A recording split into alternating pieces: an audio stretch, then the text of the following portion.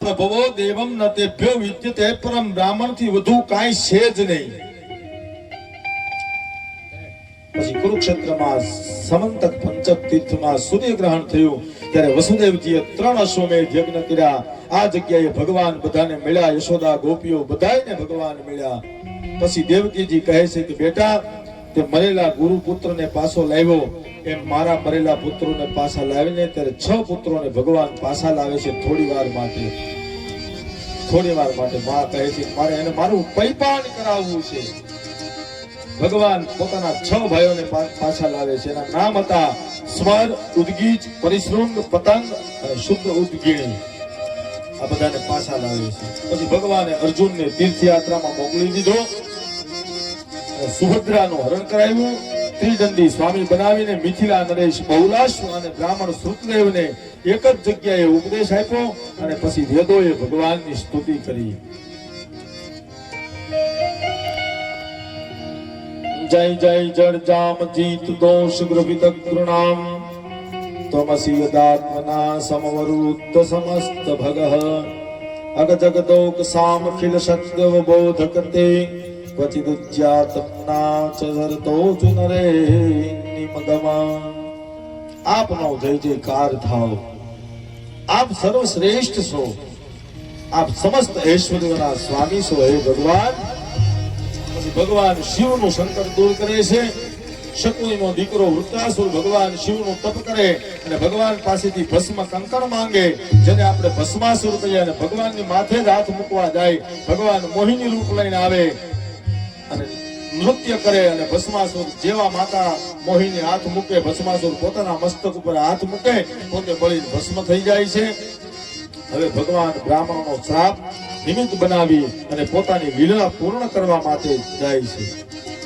પિંડોદ ક્ષેત્રમાં વિશ્વામિત્ર, અતિથિ, કણવ, દુર્વાસા, ભૃગુ, અંગિરા, કશ્યપ, વામદેવ, વશિષ્ઠ, નારદાય આ બધા ઋષિઓ આવ્યા. સાંબને સ્ત્રીના કપડા પહેરાવ્યા. ભગવાન કૃષ્ણનો દીકરો હતો સાંબ, એને સ્ત્રીના કપડા પહેર્યા, પેટની અંદર તાહળી બાંધી, માથે કપડું બાંધ્યું અને દુર્વાસા ઋષિ પાસે આવ્યા અને જઈને કીધું કે આમાં પુત્ર છે કે પુત્રી.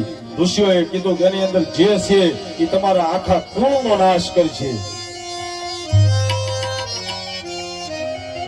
કારણ કે ઋષિઓને ખબર હતી કે આ મશ્કરી કરે છે, એટલે કીધું કે જા એની અંદર જે છે એ તારા આખા કુળનો નાશ કરશે. એમાંથી એક મુસળ નીકળ્યું. જનિષ્યંતિ મંદાનમ મુસલમ કુલનાશનમ. એમાંથી એક મુસળ નીકળ્યું લોખંડનું અને કીધું હવે શું કરવું? તો કે આને કહી નાખો. ગઈ નાનો એવો કટકો કર્યો, એને સમુદ્રમાં નાખ્યો.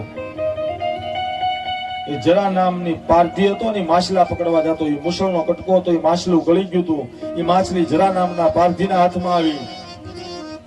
તેને અંદરથી મુસળનો જે કટકો હતો એ બહાર કાઢ્યો, પોતાના બાણમાં લગાડ્યો અને જે ચૂર્ણ વધ્યું હતું તે ત્યાં પડ્યું હતું, એમાંથી ઘાસ ઉગ્યું, જેને આપણે નેતર કહીએ છીએ. આ મુસળમાંથી ઉગેલું ઘાસ છે નેતર. પછી ભગવાનની લીલાથી બધા આંદરો અંદર લડ્યા અને એકબીજાને મારવા લાગ્યા. ત્યારે ભગવાન બધાને લઈ પ્રભાસ ક્ષેત્ર સોમનાથમાં આવ્યા. અહીંયા વસુદેવજી નારદને પૂછે છે કે દેવર્ષિ નારદ, મુક્તિ કઈ રીતે થાય? ત્યારે નારદજી વસુદેવને કહે છે ઋષભના પુત્ર નવયોગેશ્વરની કથા કરો અને વિદેહરાજ અને નિમિ વચ્ચે સંવાદ થયો તે સાંભળો.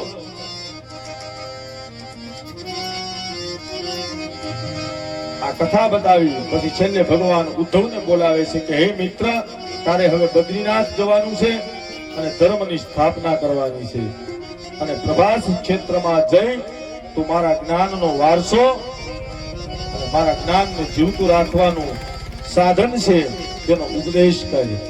ભગવાન ઉદ્ધવને અવધૂત આખ્યાન કહે છે.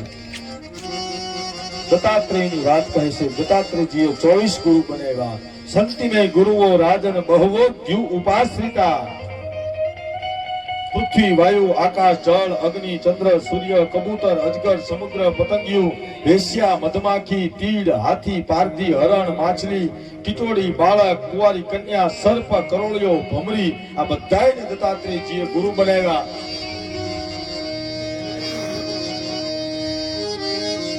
હે રાજા, આ દેહ આપણો મોટો ગુરુ છે. આ દેહ છે ને એ જ આપણો મોટો ગુરુ છે, બીજું કોઈ નહીં.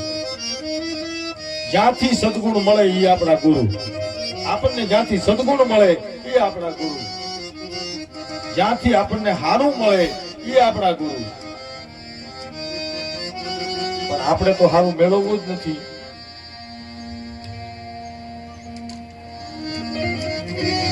આપણે ગમે એને માનતા હોઈએ, તમે બધાને માનો, પણ આપણો આરાધ્ય દેવ, ઈષ્ટદેવ તો એક જ હોવો જોઈએ.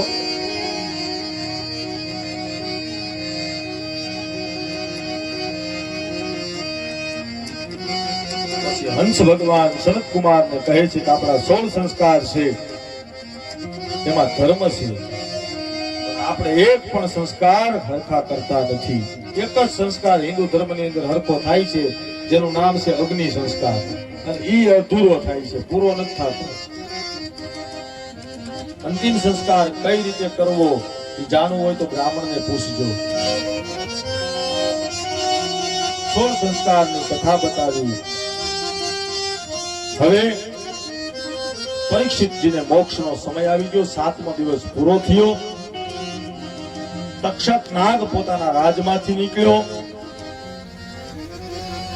આયા પરીક્ષિતજીએ સુખદેવજીને છેલ્લા પ્રણામ કર્યા કે હે ગુરુવર, આપે આજ 7 દિવસથી આપની વાણી રૂપી ભાગવતને મારા કર્ણ સુધી પહોંચાડી, મારા આત્માને પ્રભુમય બનાવ્યો.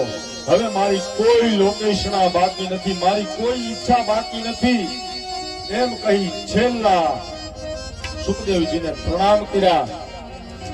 આયા તક્ષક નાગ આવ્યો અને તક્ષક નાગે પરીક્ષિતજીના જમણા પગ ઉપર દંશ દીધો.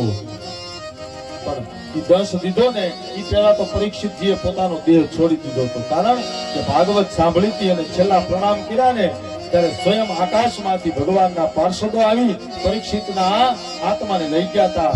તક્ષકે દંશ દીધો ને એ તો એના શરીરને દીધો હતો, એના આત્માને નતો દીધો. આવી રીતે પરીક્ષિતજીનો મોક્ષ થયો. બે હાથ ઊંચા કરી આપણે ભગવાનનો જય જયકાર કરીએ. બોલે કૃષ્ણ કનૈયા લાલ કી જય, દ્વારિકાધીશ કી જય, પરીક્ષિતજી મહારાજ કી જય, સુખદેવ